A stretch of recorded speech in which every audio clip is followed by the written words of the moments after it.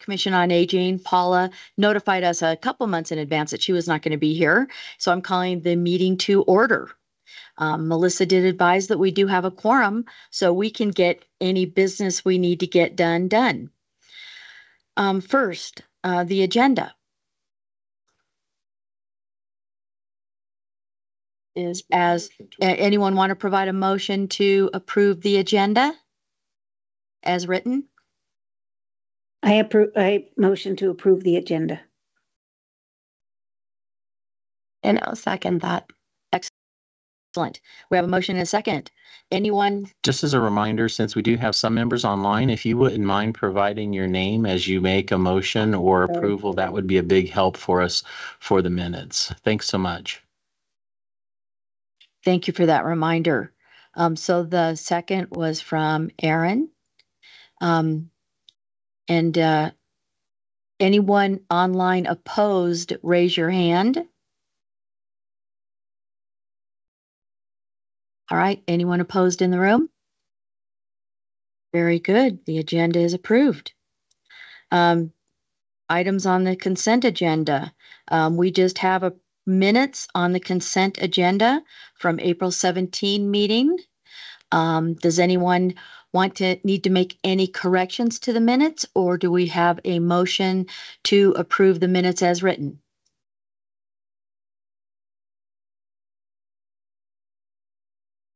I'll move to approve the minutes. Thank you, Aaron. This Dayton, I'll second. Thank you, Dayton. Good to hear from you. All right, anyone? Go ahead, Melissa, you want to make a statement? So I have 2 emails that have come into me and a text message. So I am forwarding the meeting invite to Penny Everest. And so just know that we might have a few more people coming on, and also Paula Levy too. So those are going to be sent out here shortly as I get a chance to do it. Thank you, Melissa. Do we want to wait for Paula and have her chair the meeting, or is she just going to listen in? She's just planning on listening. Okay, very good. Yeah. Thank you. All right, so we are at the consent items, consent agenda. Anyone online opposed to approving the minutes from last month? Anyone in the room? Thank you. The consent agenda is approved. The minutes are approved. We are now at public comments, and I don't see any members of the public in the room. Madam Chair, we're not aware of any public comments that have come in ahead. Jared, do you have any notification? I'll confirm that. We did not receive any advance requests, and everyone who is online are members. Thank you, Jared. Thank you, Jody. So it looks like we do not have any comments today from the public. We'll keep working on that. Action items. Looks like we do not have any action items on the agenda either. So we'll try to go slow so we can get Penny and Paula here so they can get in on the information items. First, membership committee.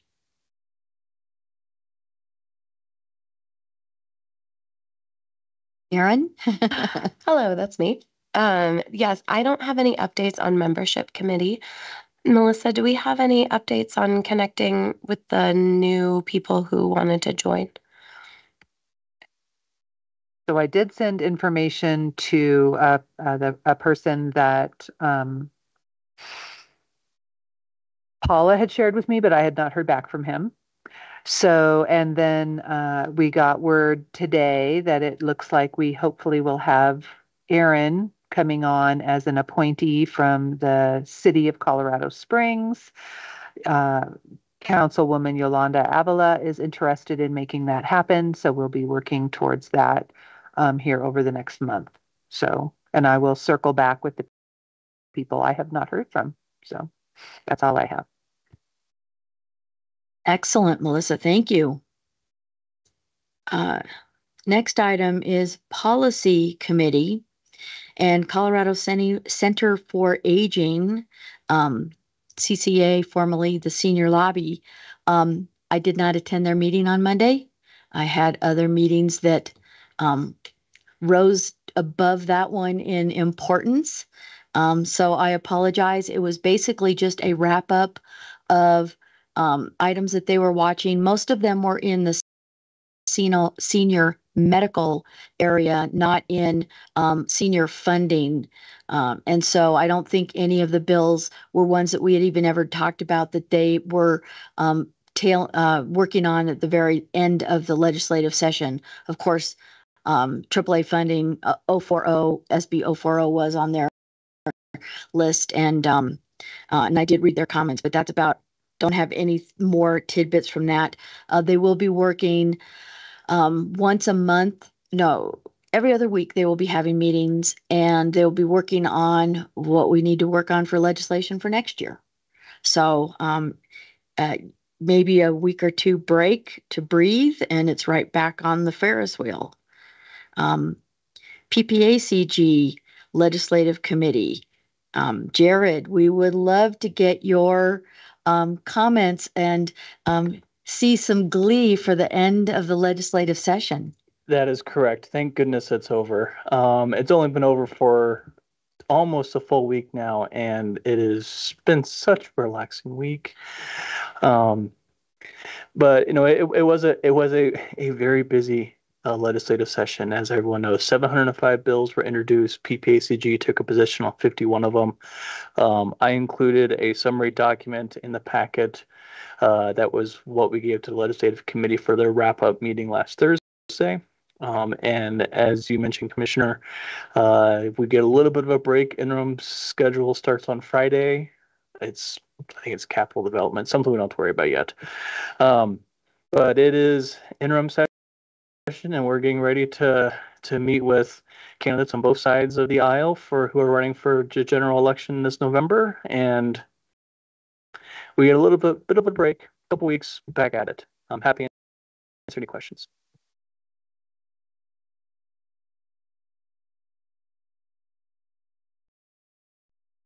And you all, the silence is about how I feel. It's just that we made it. We made it on one piece on the other side.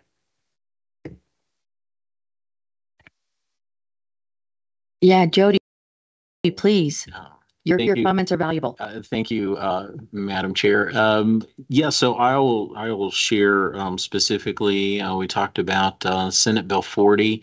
That was originally a three-part bill.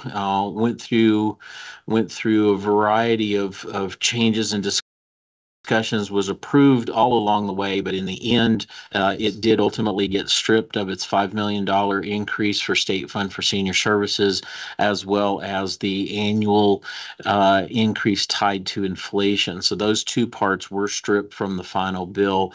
The third part, which was the triennial review of the state funding for senior services as it relates to the programs and services under the Older Coloradans Act mandate, did remain. And so that does give us as AAAs the opportunity to meet with the state as well as CDHS and State Unit on Aging on a triennial basis to review the efficacy of the funding as it relates to programs. This is really important because a lot of this work traditionally has been done through the bill writing and bill sponsoring process that champions within the legislative process have carried for us on our behalf. This will give us that opportunity to have that mandated conversation. And so we're really looking forward to that. I believe the first one may even be this year, but more to come on that as now, as you know, with a bill, now the rules have to be sorted out. And so we'll certainly share more information around that as we hear more. But during the process, we also had the opportunity to learn two additional opportunities for additional funding for our Older Americans Act and Older Coloradans Act services across the state. And both of these were put forth by the JBC, which we find is not that unusual, but is in the general sense of legislative processes. But for the State Fund for Senior Services is definitely out of the ordinary. So we're really excited to share about that. One is a $2 million year over year across 5 years emergency fund. They're calling it a contingency fund. So it depends on who you talk to as to how they refer to it. It's a short-term 90-day must show cause for the emergency, and it must rise to a certain level for emergency use only. But a good example might be, say, a nutrition provider has a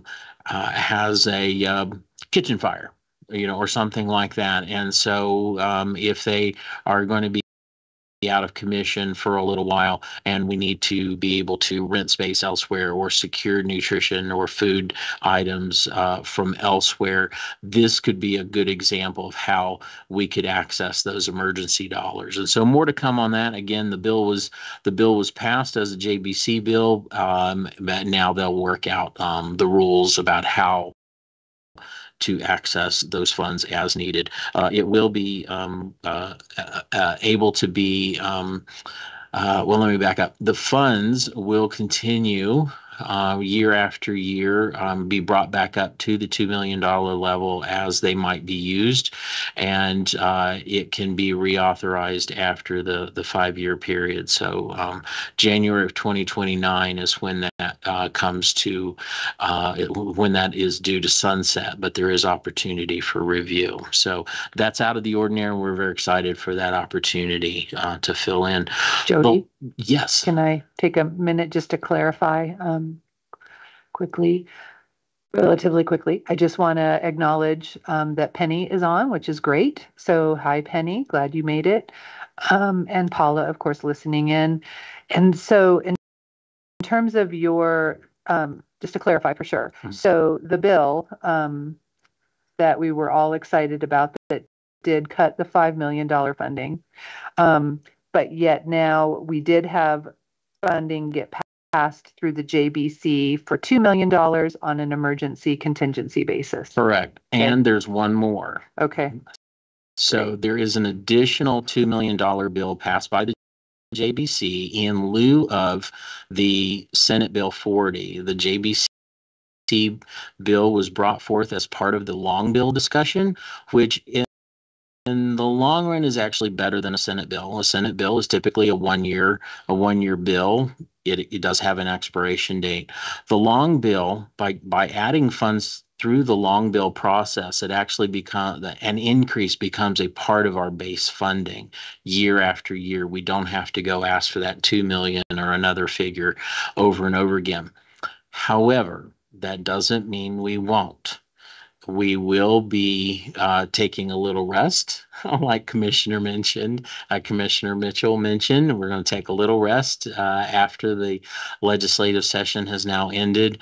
But we within the AAA network are already beginning plans on how to begin that advocacy process again for next legislative season. And so really those 3 bills came to support our AAAs across the state of Colorado. We're really, really appreciative of that.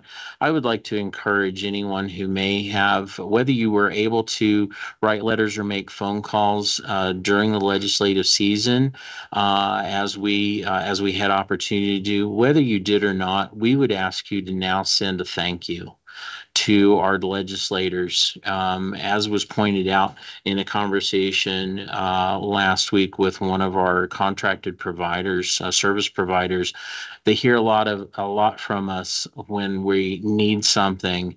Now they need to hear from us when we're grateful for what they've been able to pull together. So that last piece was an additional $2 million to the State Fund for Senior Services. That is a statewide number. That is not just us, Region 4. And so it will ultimately be split out by the funding formula. And so we are waiting to see how that how that really plays out in our state and federal allocation, which we have not received yet. But we are really pleased that the JBC took that opportunity to apply those funds through the long bill process, because, as I mentioned, that becomes a part of our a part of our base funding versus an annual bill scenario. So very pleased with that. If you are not sure how to send an email, or contact legislators, first of all, I would suggest contacting all of them. It's easily done through an email process.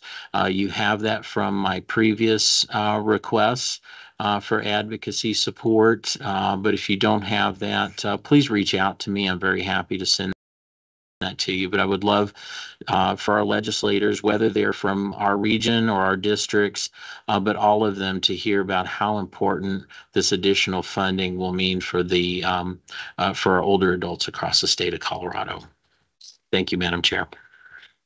Yes, thank you. And I can speak to that, knowing that there is a little bit of increase. Maybe it will help mitigate inflation factor that we've all been suffering.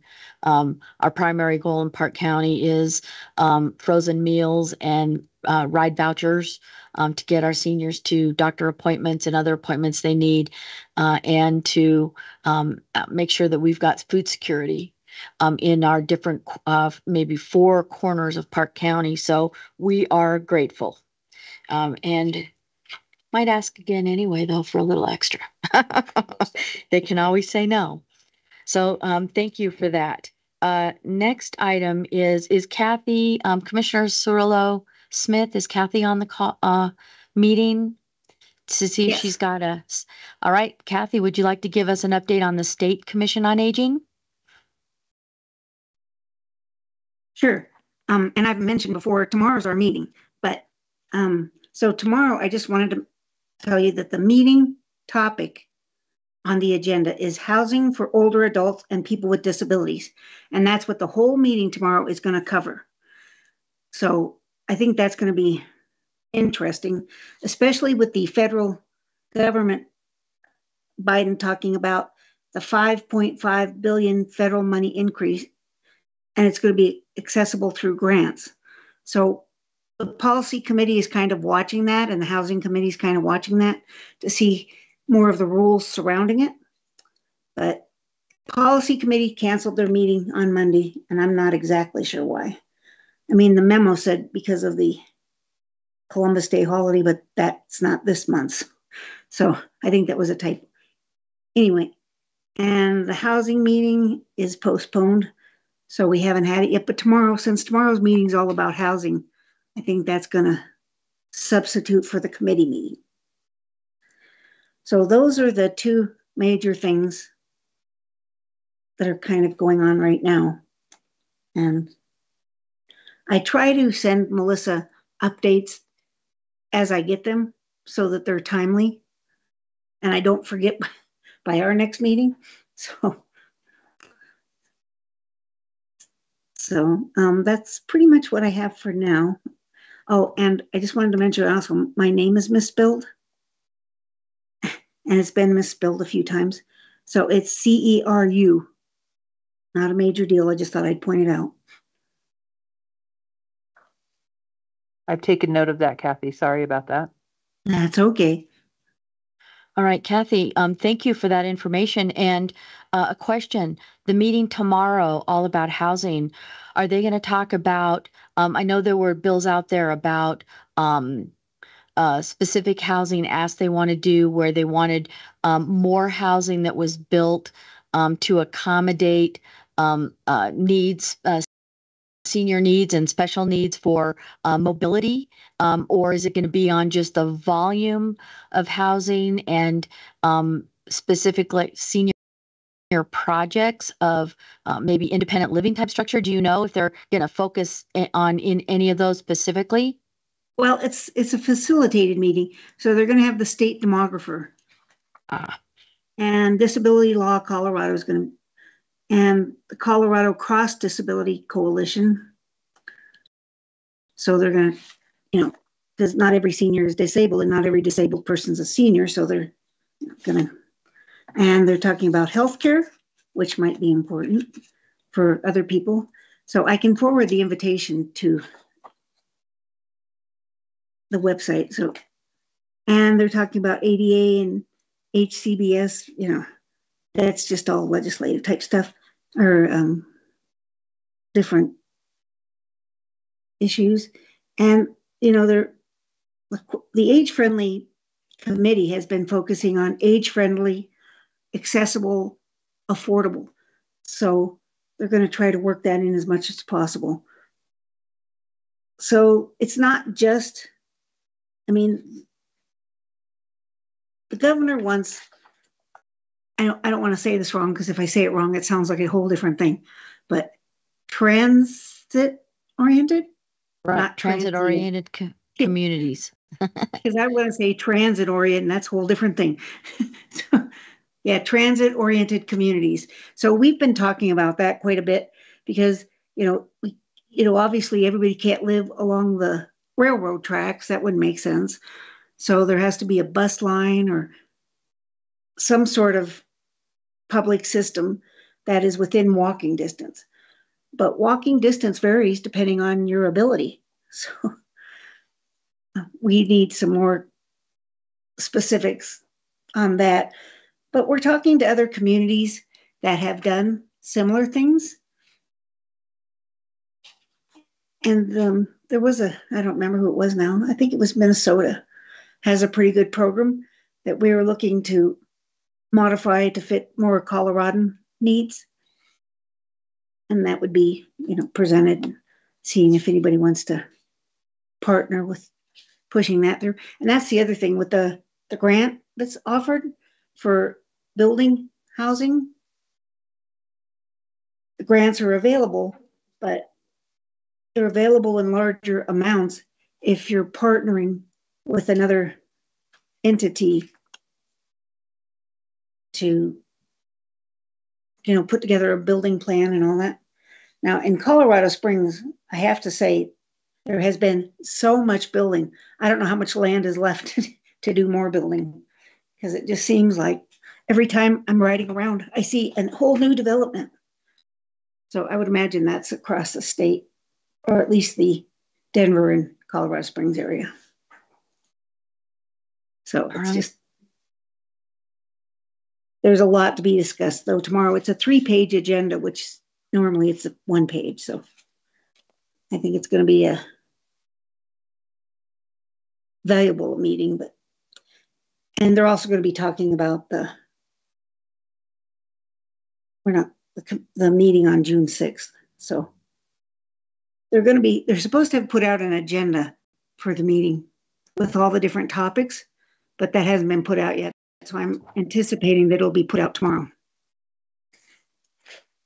because I could share that as I receive.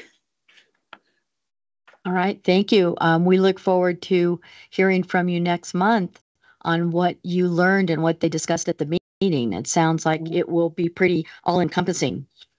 Yeah, it does sound pretty wide. Excellent. Thank you. All right. Next item under information items is PPACG board items. So I will hand this off to Jody. Thank you, Madam Chair. So just a continuation on of the some of the legislative items, but we won't get into the particulars there. But the AAA funding was approved at last week's PPACG board meeting. That is fully contingent on actual funding received. As I mentioned earlier, we've not received our state and federal allocation yet. So we've had to continue moving forward with last year's base funding, less some funding that we know ends up here in June. So working from that, we requested allocation approval contingent on that final number. So we were pleased to get that passed so that our staff can continue moving forward. Our goal is to have contracts ready for July 1 or before July 1, technically, but that allows us to continue moving forward with our internal processes, but also make sure that we can reimburse providers as soon as we do know what those fund amounts are.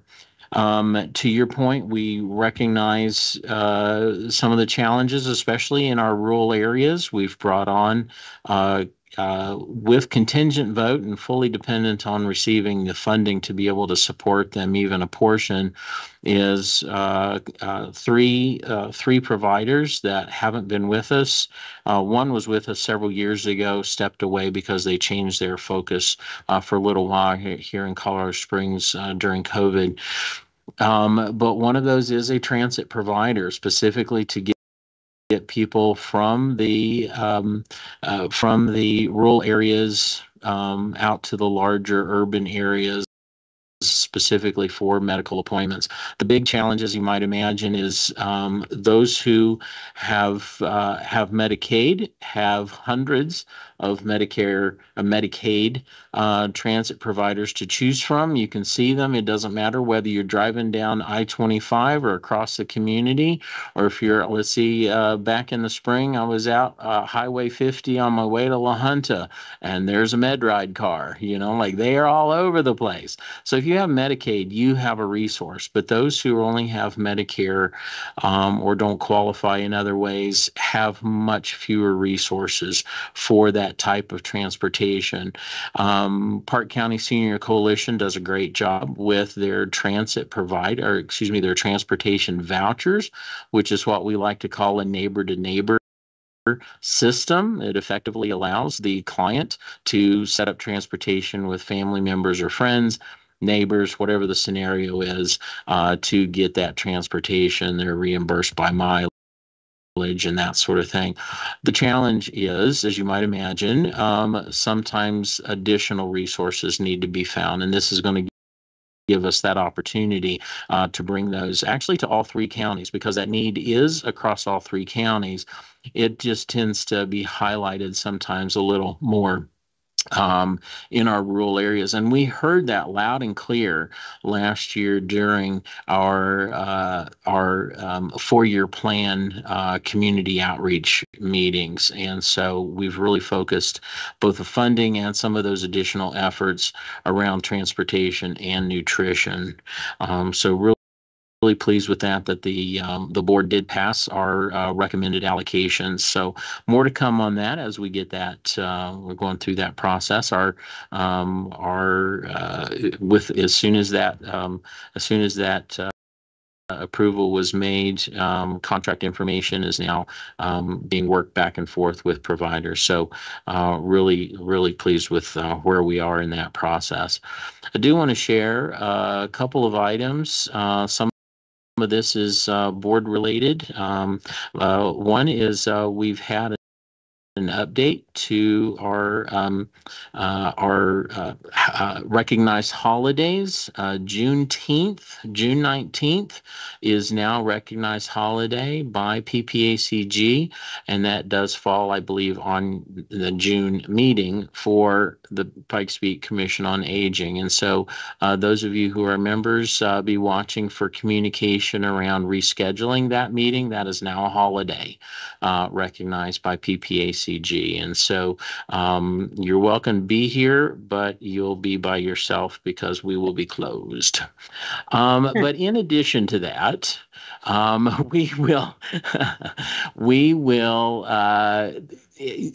you've probably come to notice over the last couple of months some air handling challenges here in the building, and we're having a complete overhaul of the air handling system. It's not necessarily the HVAC or the heat; it's the system that moves the air where it needs to be in order to balance that out appropriately.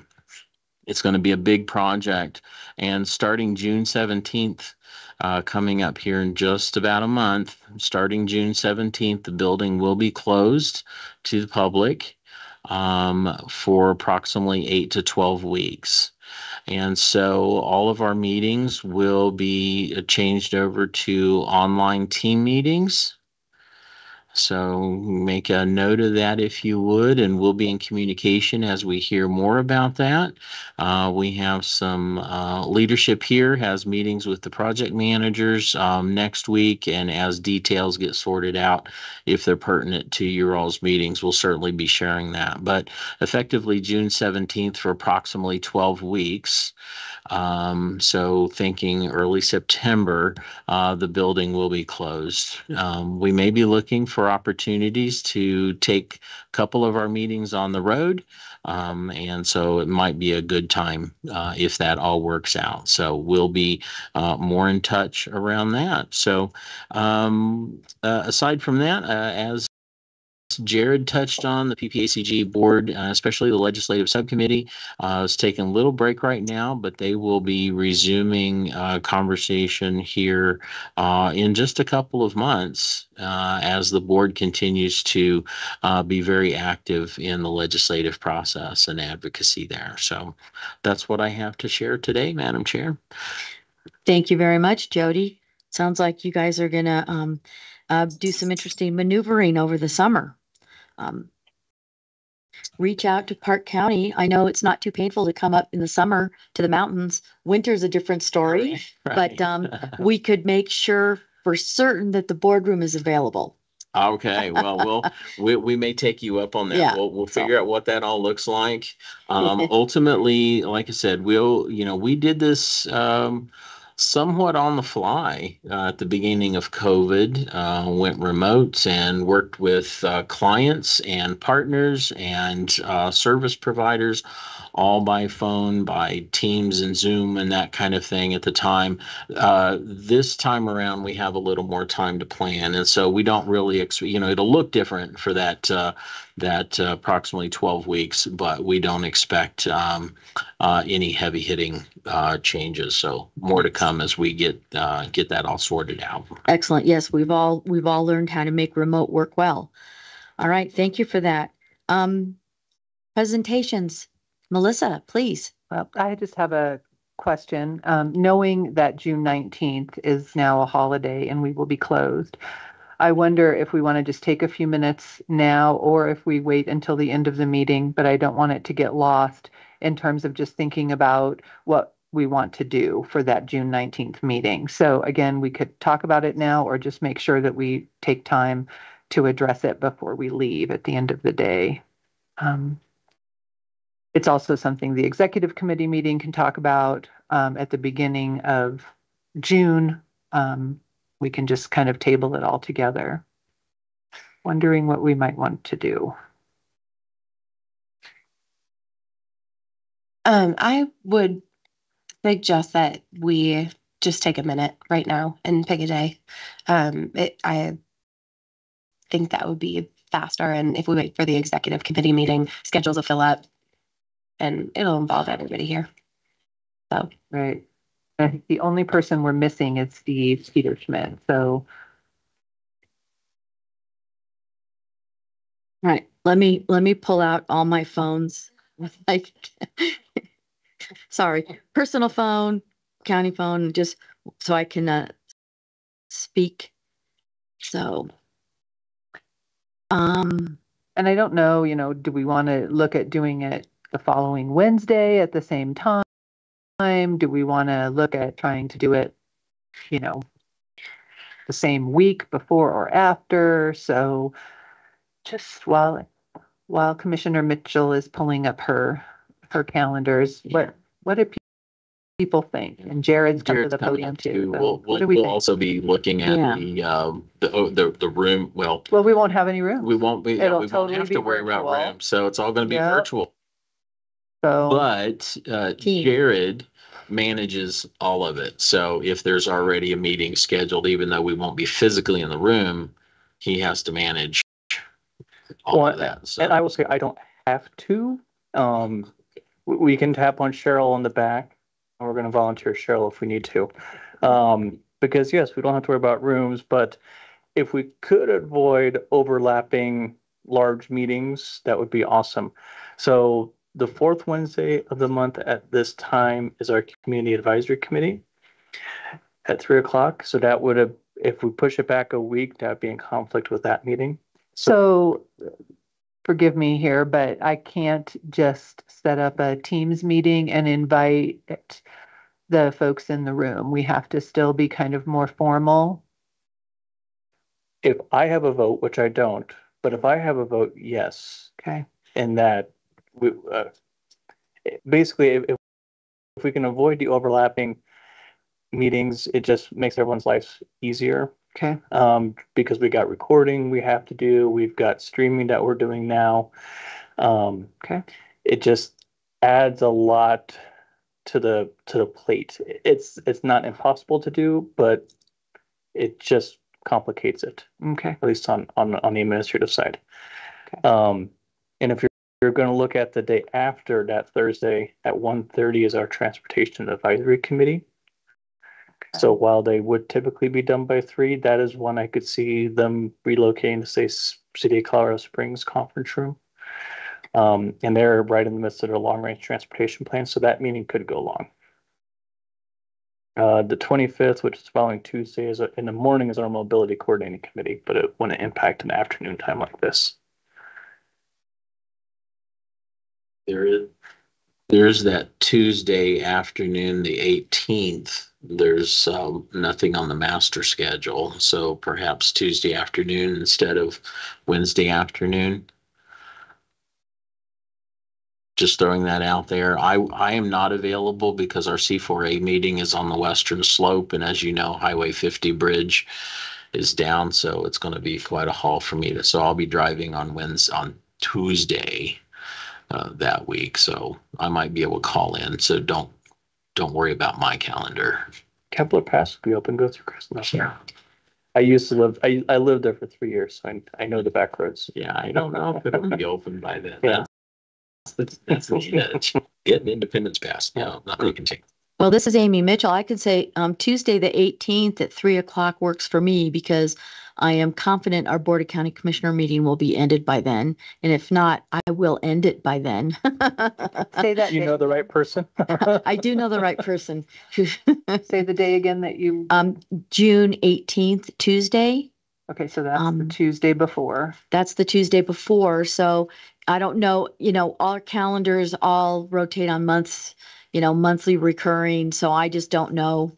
And maybe do you guys, have you ever used a doodle poll? Yes, all the time. That might be beneficial also to list the dates that are open for Jared or for staff to be able to help facilitate the meeting and throw a couple of those dates out and see how many can participate in which one. To give us a sense, since we're hearing from folks in the room, to give us a sense of that Tuesday the 18th at 3 p.m. Will folks online chime in for us? Feel free to just come off mute and let us know. Paula said it works. Okay. Levy. Yeah, that works for me. Okay. This is Connie. Tuesday the 18th would work as well. Okay. Dayton? That works for me. All right. Anybody else? I can't see the rest of the list. There's Kathy. Kathy? Yeah, that would work. I think that account, is there anyone we missed online? I apologize. I can't see the rest of the online list. Is there anyone we've missed? Take silence as a no, or they can't get unmuted. Do you see anyone, Cheryl? Okay, thank you. Well, Melissa, Tuesday the 18th? Yeah, I'm good. Are you okay with that, I think Melissa? so. All right. Well, Okay. that wasn't so painful. Excellent. It's in my calendar. All right. We'll need to go through all the appropriate open meetings, noticing and that kind of thing because of that change. So, right. But thank you everyone for jumping in there. We appreciate taking a moment for that. Okay. Next item is our work groups breakout sessions. So I believe Melissa, I'm going to just hand it over to you since you've got the schedule outlined on how we're going to be breaking out today. Well, the good news is most people are online. So, what I'm curious about is our two people in the room. And so, Amy, you and Penny will probably continue a conversation. Dayton and Aaron will continue a conversation. Paula and Connie can go into their own breakout room. Um, and then Kathy most likely will join Paula and Connie.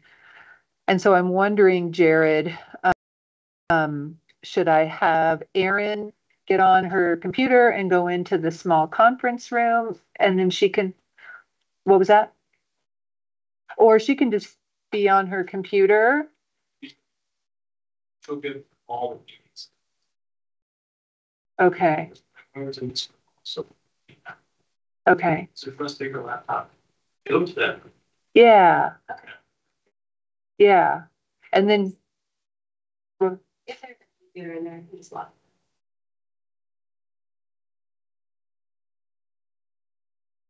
okay. All right. So we're going to do that. And I'll just stay in here.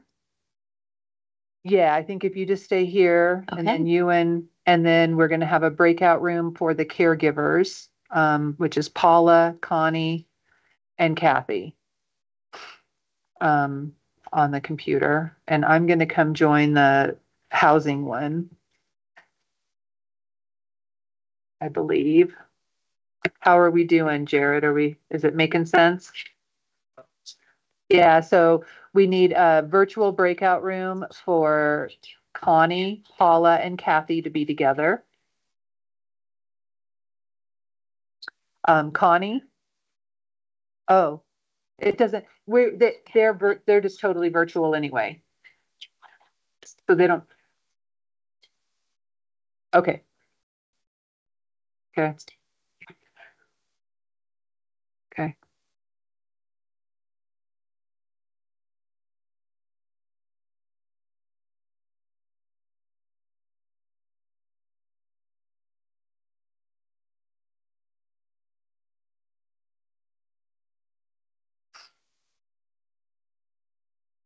And Penny and Amy are together. Amy will stay in in this room here.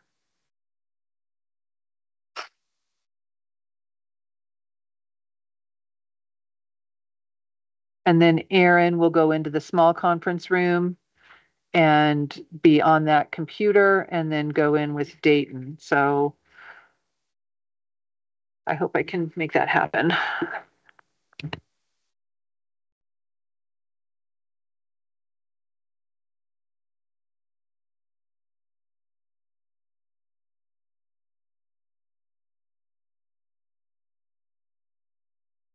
And then it seemed like it worked out well last time that we were out for about 15 minutes. So maybe we come back at 4 o'clock.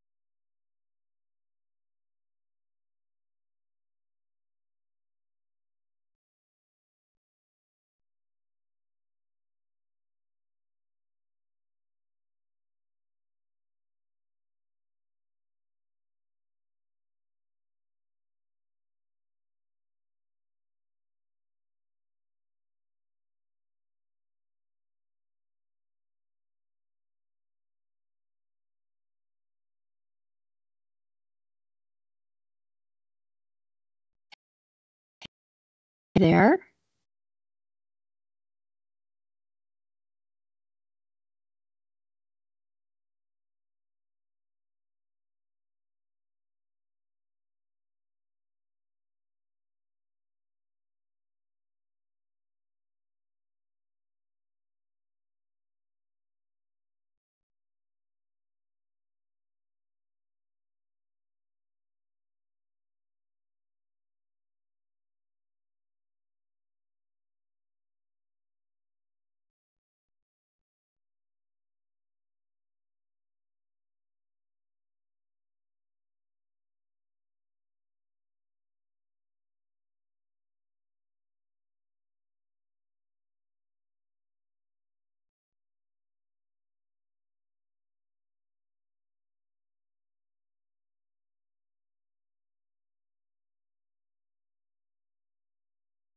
If not, that Phyllis.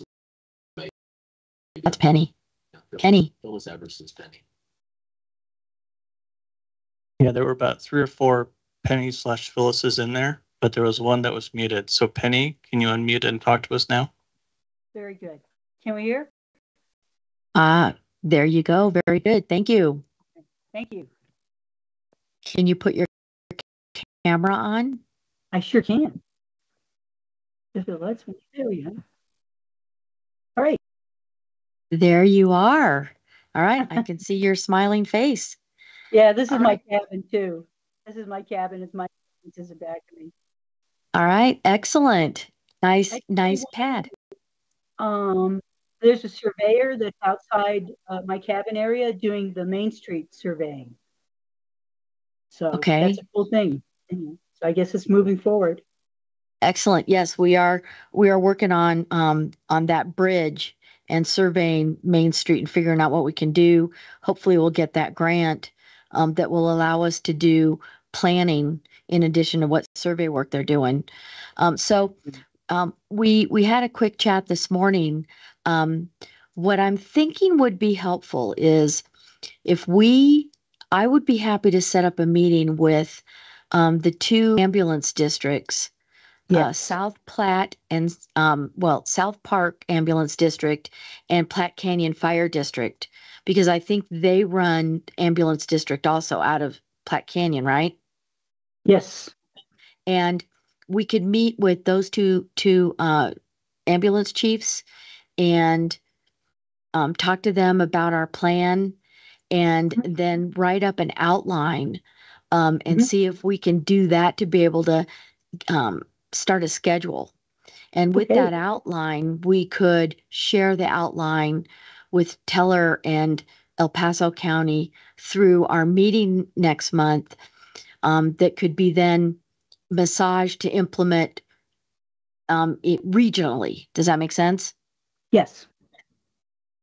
So you had good success with your volunteers interested in being able to maybe staff. What kind of parameters did you talk to them about? Well, I kind of hit it very lightly right now, but they said that they'd be willing to go down there and meet the seniors there. Such an echo on this. But anyway, they're definitely willing to go down. We just need to tell them. And I may have to give a couple of them some mileage, but other than that, it should work.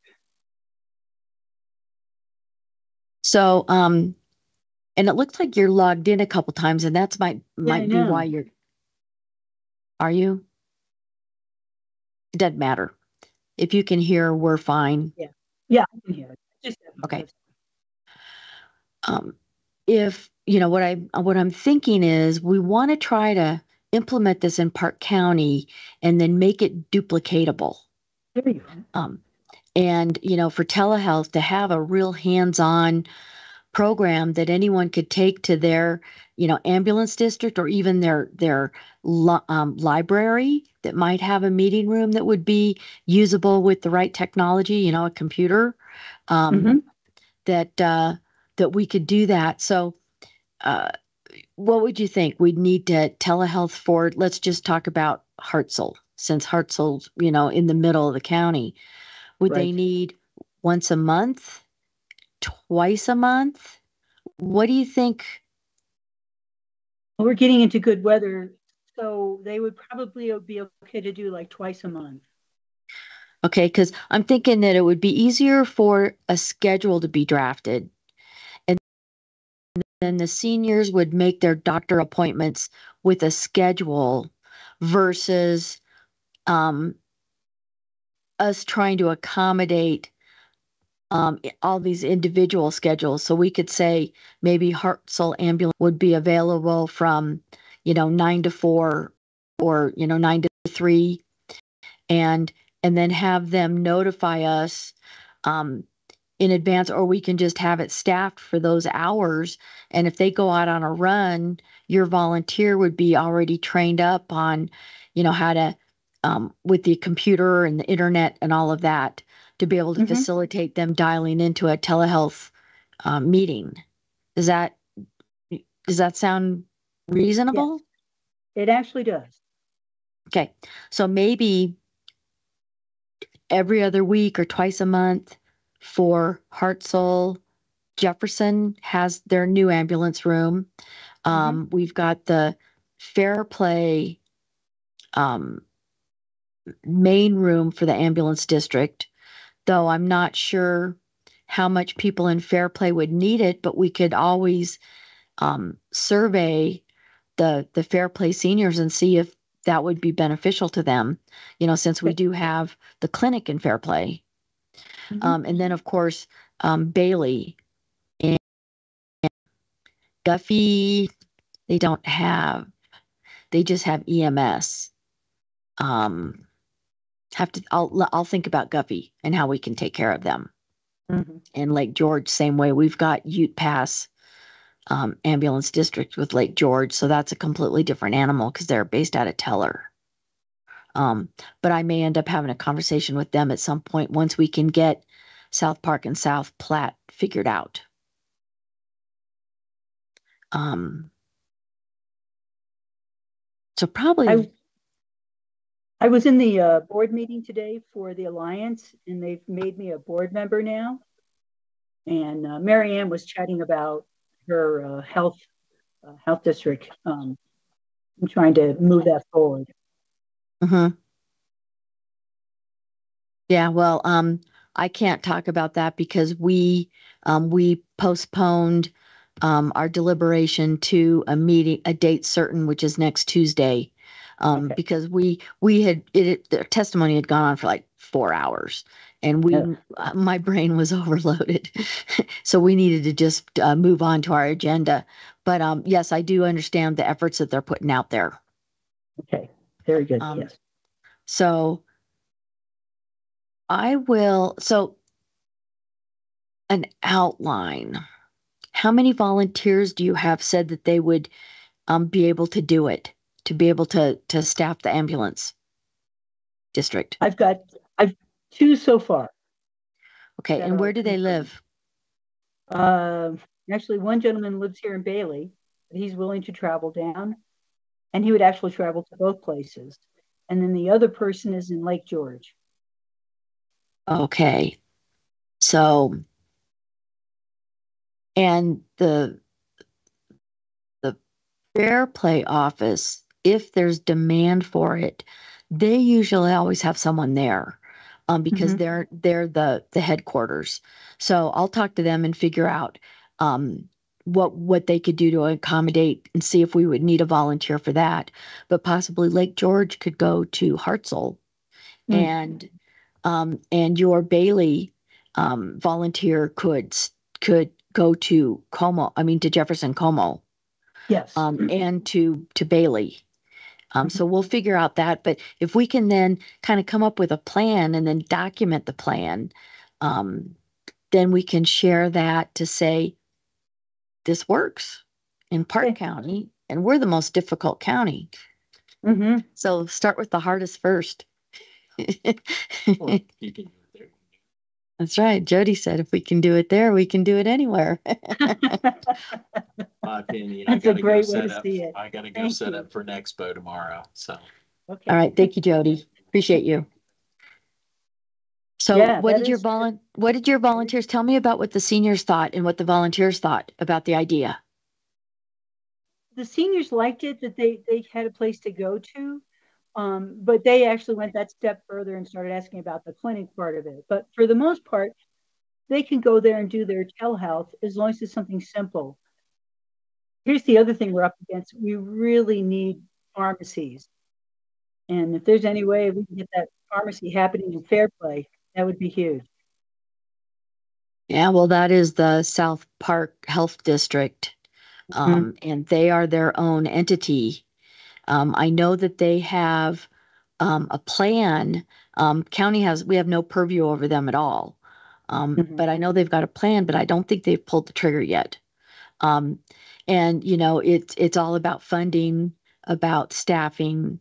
They've got to build the building. They've got the lot, but they still have to build the building. So, I mean, but if we could help seniors know in advance that they could possibly set up mail prescriptions where they could get a 3-month supply of some of the standard stuff, that possibly Mail that would simplify them. And then they would only have to do telehealth every 3 months, probably a month before they would need their prescription, just so it's staggered, however the doctors do it, because of the mail service. But possibly that would be a real added benefit. That would work if they have an ongoing something like healthcare or something like that.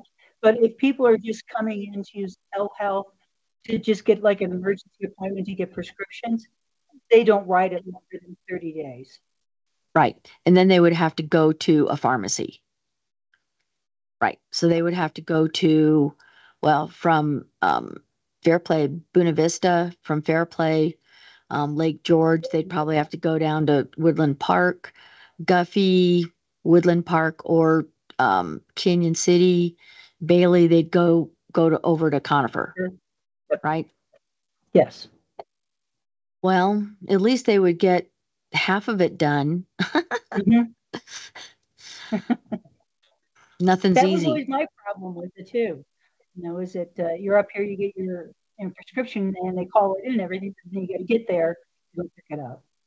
Right. I actually looked into a delivery service for medications, and some of these places are starting to grab hold of that idea and maybe have Instacart deliver the services, or Uber to deliver prescriptions. So they're starting to move forward. Do they come into Park County though? Conifer with Teamsters, if they do that, they would come. Yeah, they would come down a ways. Yeah, Probably because I come all the mean, way at least. yeah, because it's probably what, 12 miles to like County Road 43, and then over Yes. Crow Hills, not too much farther. Um, yeah, that's one of the piece um, to any startup for any type of clinic or anything, is you got to go incrementally. And so that prescription filling part is always the challenge. Mhm. But if possibly we could have on our telehealth days in Bailey, they could deliver for the next day all the telehealth appointments that happen, like at Crow Hill, Mhm. something like that. That could possibly work. Or your volunteer could go pick them all up at once. But I don't know if they allow all pickup. I mean, Mhm. they don't. Yeah, Each yeah. individual, right? That's not easy. They're working on the idea, but it's not there yet. Yeah, they'd have to somehow, the pharmacy would have to get, yeah, have to be some kind of confirmation of who's getting it for a How I think it prescription, would right? work is that, like, if Instacart, that's a delivery service, you go to the pharmacy, but you have to have the prescription already paid and ready to go, and arrange the fact that this person's coming over to pick it up. I see. I've looked at other states, and they have an actual senior citizen pharmacy delivery service. You call up this 800 number and tell them you need to have this done, and they'll go get it for you, and it'll be a fee that comes with it. Hmm. A lot of people have a hard time getting to the pharmacies. Yeah, that's one of the biggest problems. I mean, I even see that with having any kind of facility in Bailey, they're still going to have to go to Mhm. Conover. Exactly. So to me, um, Mhm. that's a big problem, and nothing happens overnight. That's for sure. That's for sure. Well, we don't know if it works until we try it, right? Let's give it a go. All right. So I will see if we can set up possibly just a Zoom meeting with ambulance districts and have a conversation, get them all on the same page about what we're thinking. Maybe pick a day or two a month, and just do a trial then you could ping out the seniors. Do you have your senior list divided out by region? I can.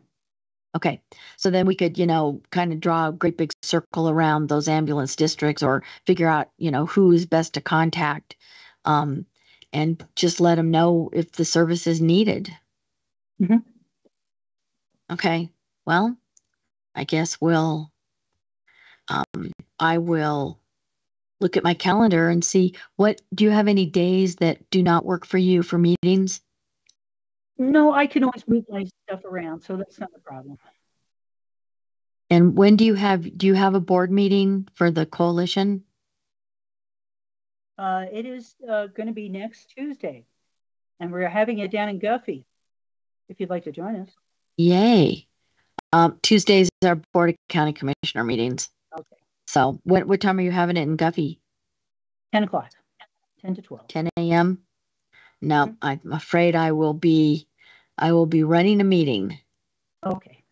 But thank you for the invitation. I would love to crash one of your board meetings, and Guffey, I'm sure appreciates you guys coming down.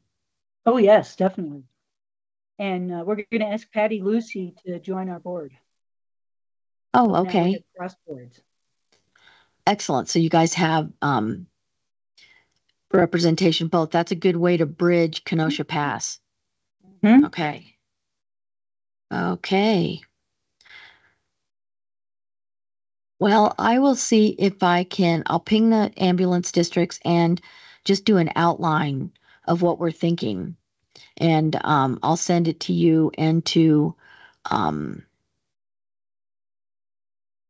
chiefs are just escaping my mind at the moment. And then of course I'll talk to them on the phone and take this next step. I can make an effort to see if I can find out when that pharmacy is going to finally be built. In Fairplay? Yes. That would be helpful. It would be good to know because even even somebody who went to Como Jefferson telehealth, it wouldn't be that hard to have somebody deliver a prescription from Fairplay. And I know that the building they're planning is going to have 2 apartments above and the pharmacy below. And so just so that the staff will have housing, which is excellent. And maybe one of that staff could be a delivery person, or you could use your vouchers. Yes. Or, something like that we could do. So that could probably cover Hartselle and Jefferson Como, and then figure out how to do the same thing for pharmacy in Conifer. Mm. And I heard that the Family Dollar was going to go away. That's down in Fairplay. Oh, the one on the corner right there? Yeah. So Dollar General is going to stay, but Family Dollar is going to go, huh? Not surprised. They've been struggling for years with, trying to staff. Mm-hmm. It's always been maybe kind the of a pharmacy mess. could take that spot. Well, they probably could, but they have land on Main Street, but they could take it temporarily. Yes. So, Well, when you talk to them about when they're going to open, why don't you make that suggestion? I will. Just You like I know? suggested to you about the other building over here in Bailey that's going to go up for sale. Yeah, it's kind of like a big kind of barn Airplane. type thing. So It's a just big awareness, airplane hangar. Whoops. Just awareness. We're going to start bringing people back into the main room. Okay. All right. Very good. Thank you, Penny. Appreciate you. Thanks, Amy. You too.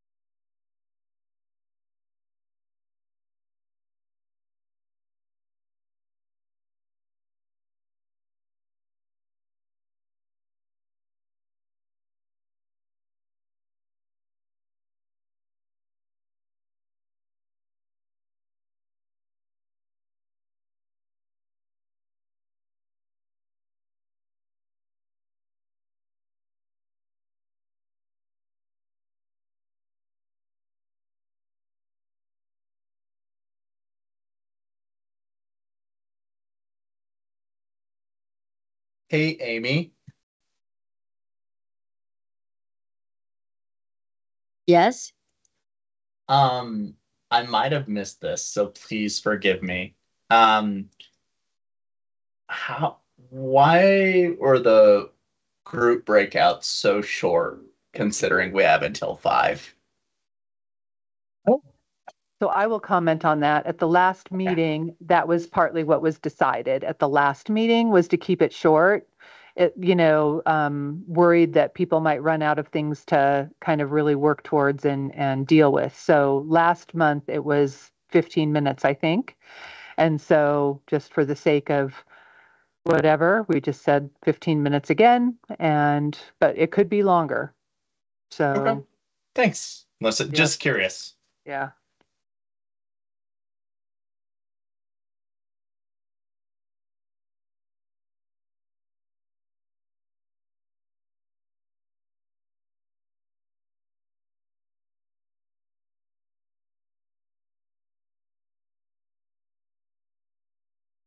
Oh, all right. Thank you. It looks like everyone is back. Jared, thank you very much for your breakout meeting magic. I have yet to learn that trick, so thank you.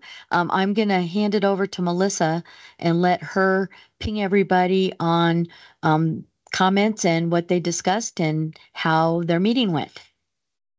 Thank you. So I'm going to start with our caregiving group and see if I can get feedback and information from, I'm guessing Connie will most likely be the person to report back. That works. Yes. So on the 21st, Tuesday the 21st, we are going to have our first big planning session.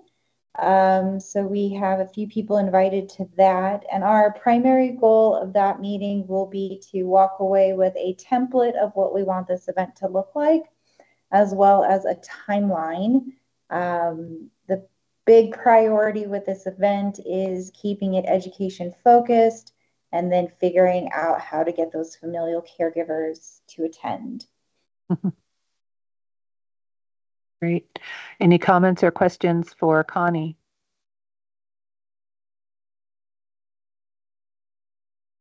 All right. Thank you, Connie. I'm going to go next to housing and transportation.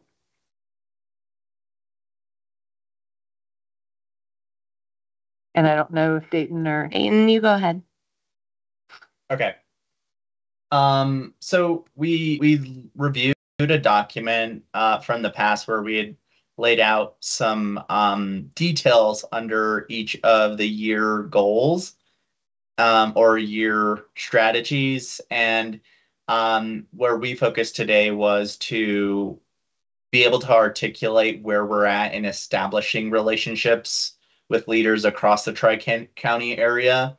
And so we kind of came up with this sort of matrix of uh, a means of identifying who the leaders are across the counties in the space of housing and transportation.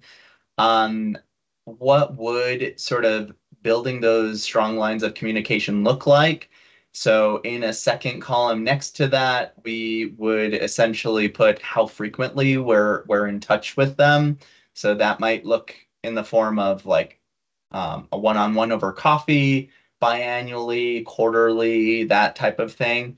Or there may be existing groups in the community that are already trying to solve these issues, and it might be a matter of just building that line of communication with the COA and those groups. And so just kind of calling those things out and being a little bit more intentional. And then the third column next to that, which really has to do with us as a COA of identifying who internally is kind of the champion or the point of contact liaisoning with those groups. So I think it's a really good step forward in being able to articulate that first strategy for year one. great comments or questions for Dayton and Aaron. Okay. And then the final group that we have is the broadband group. And so I'll turn it over to Vice Chair Mitchell. Thank you, Melissa. Penny and I had a conversation, and the thought that we've been working on is to make telehealth available in areas where there is good, strong broadband, and utilize facilities like ambulance districts, fire districts, possibly libraries, where they normally all have good broadband and internet capability. So we are going to do a trial in Park County, and I will write up an outline in a document, and see if our goal is to create a duplicatable system that could be utilized across Teller County and El Paso County. So what we're thinking is, we're going to have a meeting with our two South Park and South Platte ambulance districts. They each have meeting rooms, and South Park has 3 different ambulance houses, we'll call them. And South Platte has 1 in the Bailey area. Actually, they have, well, that's the other one's a fire district. And in talking to them initially, they said that they are the outlying buildings, if they're on a call, there's no one there. But if we could have a volunteer staff a specific day, the volunteer could be there. They would have them all educated on how to access the internet and all of that, that they could facilitate telehealth calls for any senior that needed it.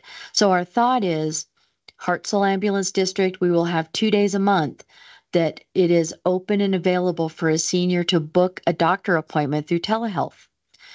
Same for Jefferson Como, standalone ambulance building. We'd have a volunteer to staff 2 days a month there. We believe that Fair Play, because we have a clinic in Fair Play, it's not as critical, but they're usually always have staffing at the Fair Play ambulance main building. So we'll talk to them and see if they would have somebody who would be willing to get a senior dialed in for a telehealth. And then the South Platte in Bailey, same thing. We would have a volunteer there twice a month. And Penny has already talked to volunteers. And so, Penny, let me hand it over to you and just say what your volunteers are thinking and how we would facilitate their participation. The volunteers would have a set day to take care of the seniors. They would come down, and the seniors would have hopefully appointments ahead of time, and they'll meet them at the particular building and be able to walk them through a whole telehealth type of service. It's super simple once they get them there and they understand it. And then, they probably don't need to have too much of a volunteer if they want to come back and do it too. But we want to have that volunteer there just to make sure everything's okay, because it's in a particular building. So the seniors like the idea. They did try and look forward into clinics and stuff, but we're just doing the telehealth right now. And so they're kind of excited about it, as long as they have a mainstream kind of healthcare facility. If you're just doing like calling in for a 30-day supply, that's a pretty simple procedure to do. That only takes like 10 minutes at best. So I think it would really work out well, but let's do a trial up here in Bailey. Actually, is one of my volunteers is at, and then they can come down to the Jefferson one, and we can see how that whole thing will work out. Right, and we would most likely, Penny would utilize the voucher system that we use for rideshare to get the volunteers there. The other piece of the puzzle that we've got to work through is a telehealth appointment. Then they need a prescription, and the prescription is still from Bailey. It's a 12-mile ride to Conifer from the Crow Hill ambulance. So getting a prescription is then the whole other piece of the puzzle. So we're going to have to do a little bit more research on how that would work. But a delivery service, maybe pickup, but you have to use, Penny said there's this Instacart something that could be used. So we're going to have to continue our brainstorming and talk about the feasibility of that. If down the road, our clinic in Fairplay is going to put in a pharmacy, and Fairplay is pretty much center of the county. Bailey had, so that could take care of the west side of Kenosha Pass.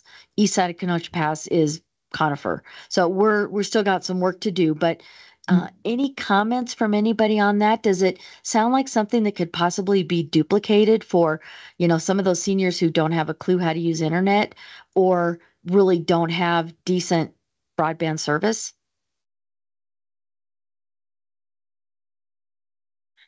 This is Erin. And the only comment that I have is that when I telehealth implementation in rural areas, it hasn't been the operational piece that's the barrier. It's the conversation ahead of time to make people aware and to help them feel comfortable accessing telehealth. So the thing that I would be most concerned about off the bat is helping older adults feel comfortable using that. The comment. Does that make sense? Oh, it does, absolutely. Yeah. And Yes. Penny is also our director of our senior coalition Mm-hmm. in Park County. Oh. So Penny, what have you learned from the seniors and having these conversations? She did talk about this potential opportunity with seniors because we figured if they're not interested, we might as well not try to invent it. Yes, yes. They are interested. They want an easier way of getting to the doctor, and of course, the telehealth is the fastest way, providing they don't have to have tests done. But I I think once I get them used to the idea, that it'll become sort of secondhand for them. But that's sort of a trial and error. And I'm going to work with the Fair Play group. I meet with them for brunch next week, and I'm going to talk to all of them. There's about 20 of them that show up. And so I'm going to chat a little bit more about it and see how their response is. Okay. Yeah, and we can probably also use this be a training opportunity Right. to help seniors learn how to independently access telehealth on their own if they do have decent internet. So, Dayton, please comment. Yeah, I love this overall. It's fantastic. Great. I I do just kind of two things. One, a little bit of a shameless plug for Oats and Senior Planet's licensing program as a capacity builder for organizations. It's a free program to become a licensed partner and gain access to 200 plus programs of curriculum that are turnkey for volunteers or staff of organizations.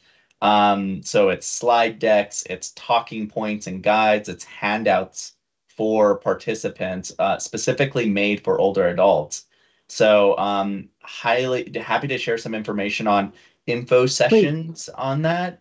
And secondly, just as kind of an FYI, because Colorado's digital access plan was just approved by NTIA. And so the state is planning on getting near $12 million. And they are prioritizing coalition building. And right now, they're kind of in a phase of identifying the best way to ensure that rural communities and other sort of underserved communities are represented and also getting the resources they need. And so by prioritizing coalitions, the hope is that there's representation and organizations at the table as those coalitions form that are raising their hands and saying, hey, we need X amount of dollars or X amount of resource to make this happen and get people devices or get people, the digital skills they need or to get people the internet. So just want to get that just kind of in back of our mind as we're doing and you are doing the great work. Well, that's great to hear. Yeah. Thank you, Dayton. If you could send that information either to me and I can forward it off to Penny, Great. or just send it straight to her. I'm sure that we've got quite a few seniors who would be really interested in having some education courses, because some of them are kind of afraid of the internet. But I think that, if they understand that the more time they ping their doctor just to get a temperature check on how they're feeling, is the medication working okay, are they doing their plan that they had worked with their doctor, that hopefully we can see improved outcomes for their quality of life and their continuity of health. So I don't know. We'll figure it out. Yep. We will. Excellent. Dayton, can you confirm where the funding is coming from for that $12 million again? Yep, NTIA. So it's all originating from that IIJA Fed that Melanie educated us on. Okay. And what does So it's NTIA stand for? National National. Telecom and Information, Huh. something or another. It's a federal administrator of those dollars, and every state created a digital equity plan, as well as their whole broadband side of things. But I'm really in the digital equity space, and so there's two pots of money, and the $12 million is specifically associated with what they call the capacity grant. And so the state has received those capacity grant funds, and they are kind of figuring the best way to um, disseminate those funds to communities and to different parts of the state that need it. And Colorado, I was on the state meeting this morning where it's actually been commended by NTIA in our plan of being innovative by, this sort of approach of having these administrative entities who have the infrastructure to administrate the dollars and work with the coalitions that are being formed in these different parts of the state. So probably more than you asked for, but No, that's because kind of I'm what's just going on. curious. So I'm curious if what the work that Penny and Amy are doing right now, if they start to realize that they're kind of building a coalition around this.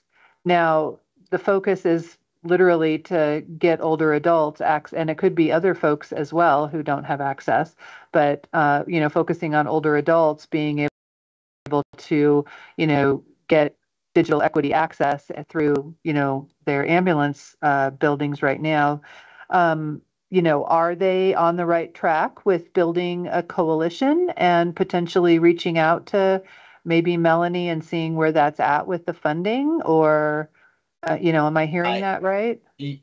I would certainly encourage it. Melanie, we've all met her. She's so awesome about just answering questions and being transparent, and just overall collaborator. I'll say, Melissa, that they just being a part of the conversations, there's only one digital equity coalition in the state right now, and I was that's the wondering. Denver Digital Equity Wow. Coalition. I actually just helped facilitate their 5-year strategic plan Wow. with that group, and we are really moving forward with intention so that we can give other communities who are building coalitions kind of some tools and maybe some good tips and tricks of some frameworks, because it's ranging from aligning with the state's digital access plan and their KPIs, all the way to ensuring you have the governance structure to identify people in an equitable way who are raising their hands and saying that they need the resources, making decisions around that. And then thirdly, ensuring that the coalition is representative of the covered populations, because the covered populations have a lot of intersection with older adults. Older adults are one of, I think there's 8 where, need to be kind of taken into account too. Wow. Yeah, thank you for that, Dayton. We started with the seniors just because transportation is a challenge, and use of computers is a challenge. But and of course, Penny is a willing participant as our director of senior coalition, but we could possibly expand this. Not sure how under the county, but there's always a way to go to people who are more economically challenged, who can't afford good internet, maybe do not have internet, maybe to veterans. And, so we don't know where it's going to go, but we'll start here. Yes. Yes. Okay, cool. Excellent. Thank you. Very good. Wow. So as people are continuing to meet outside of the Commission on Aging meeting, please keep track of your time to the best of your abilities. I will send people an email at the beginning of each month and just say, if you can remember, approximately how many hours you spent kind of working on this, please let me know. So I can foresee a lot more time being spent on, each of these committees outside of this, the time that we spend here. So just, kind of plant that seed for now, and I'll be sending emails out at the beginning of the month to people if you have any time to tell me about. So really, really good things. And I foresee the possibility of this being something that could be replicated in rural El Paso County. And so I'm watching closely as I hear from older adults who are out in the rural areas of El Paso County who are frustrated and have a hard time getting in. Even at our PPACG board meeting last week, one of the PPACG board members actually talked about a crisis he had with his wife and not being able to get in. And so I think that there's some good possibilities in here too. So I am grateful to hear where you guys are at. So thanks, Penny and Amy. I think that is it. Unfortunately, our social engagement group, which is right now only Kathy, and fortunately Kathy has switched over into the caregiver group to offer support and input there. But until we get a few more Commission on Aging members, our social engagement group is going to be kind of quiet. I say that, and Kathy, I will open it up if you have any comments or things that you want to share about social engagement. I will still let that come up if you have anything to bring out.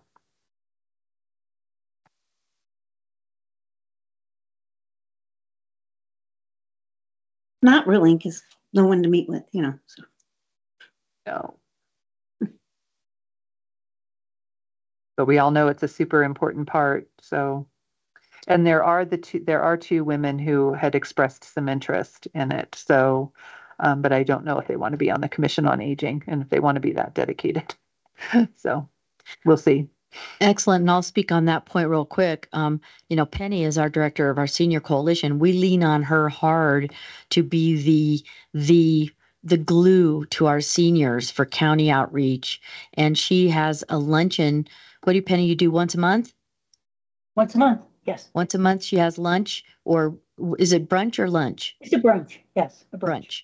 And she's got the regulars, but they rotate where they hold it, and usually can drag in a couple new people to just have that interaction. And anything that you've learned that might be helpful for people on here?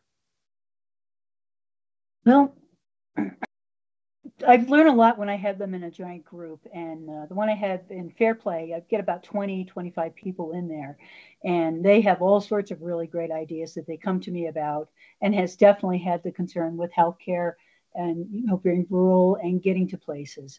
So I'd love to be able to say to them, hey, we're working on all of this and this is coming through, and I want to see how much excitement they have about that. And we're also getting ready to do a Bailey brunch and get that group together. And that way I can chat with them about that whole process. I think Silverset doesn't do their meetings during the summer, so I might be able to, replace that with our brunch for those couple of months and see how that works. Excellent. Thank you. Penny's working hard. Jeff in my office is working hard too. He's my new program Yes. manager. Yeah, Jeff, thank you. Madam Chair, just a heads up that Connie Ryan has her hand raised. Okay, Connie, please. Hi, yes. In regards to that social engagement in the Colorado Springs area, I've been hosting events, education events, and music events for seniors for about a year and a half now. And with the closing of the Colorado Springs Senior Center, we've seen a significant drop off in attendance and being able to get the word out because that was the place where so many seniors found that information and participated. I know they're working hard to continue events at the Westside Community Center and little places like that. But with the opening of the Senior Center, hopefully in the spring of 2025, that'll be another way to get events. And they're going to be looking to rebook events and things of that nature because we've had maybe 2 to 5 people attend our events when we used to have a room of 30 people. So if we're not engaging with facilities specifically, it is hard to get those seniors and get the word out to seniors who are isolated in their homes. Yes, thank you for that. Yes, that is difficult. Communication is always a challenge. A lot of seniors do not automatically look at email a couple times a day, and phone calls usually work the best. I think Penny uses all the above, but yeah, communications is tough, and I'm hope that that you guys get the replacement of the new senior center open because it sounds like it was really worthwhile. Yeah, we're looking forward to it, but hopefully the commission and the committee can help bring some life to that as well again. Excellent. All right. Any other comments? Penny, go ahead. One more. I asked Patty Lucy to join us, so we're going to be reaching out to her, and hopefully she can join this group.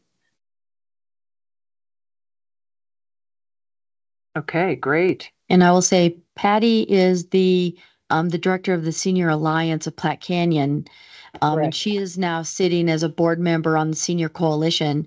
And Penny, as the director of the Senior Coalition, is now sitting on the board of the Senior Alliance. So they've got a lot of crossover now. So Kenosha Pass is going to be minimized to a little bump instead of a big mountain pass. If I have my way.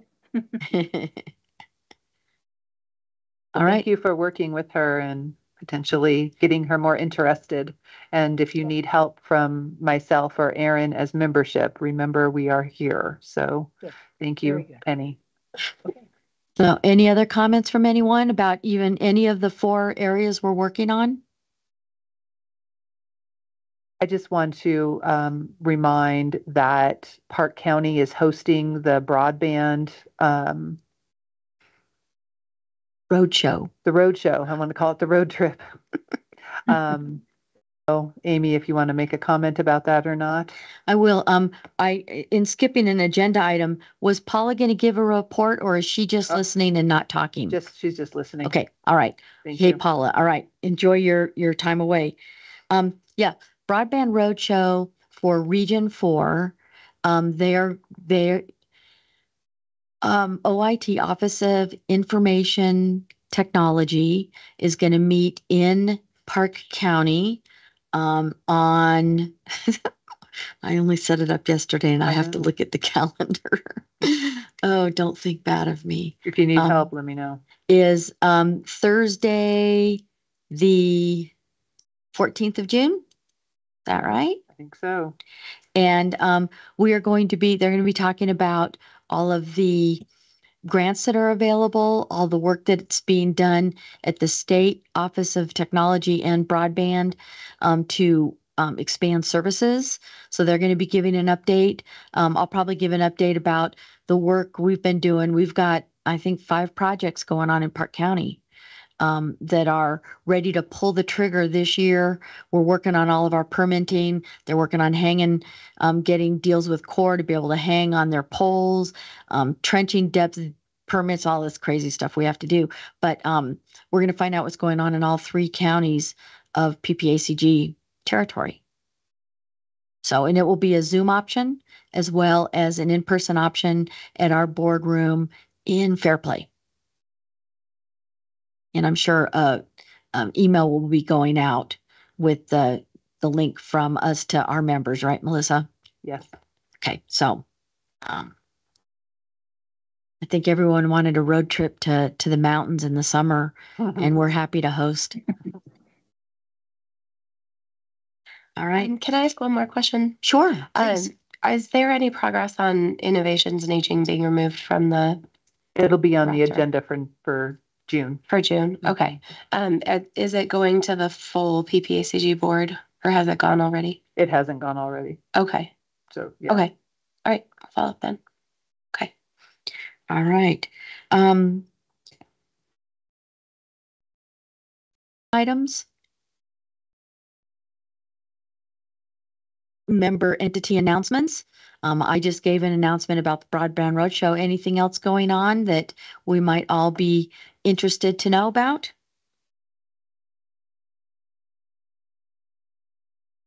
Seeing no hands. Melissa, you have anything? I don't think so. Okay. Commission meeting next month is going to be June 18, Tuesday at 3:00 to June 19th as Juneteenth holiday. And so I'm sure a couple reminders will be sent out to make sure that we all remember that change of date. And it will be virtual. Yes. 100% and probably virtual through September.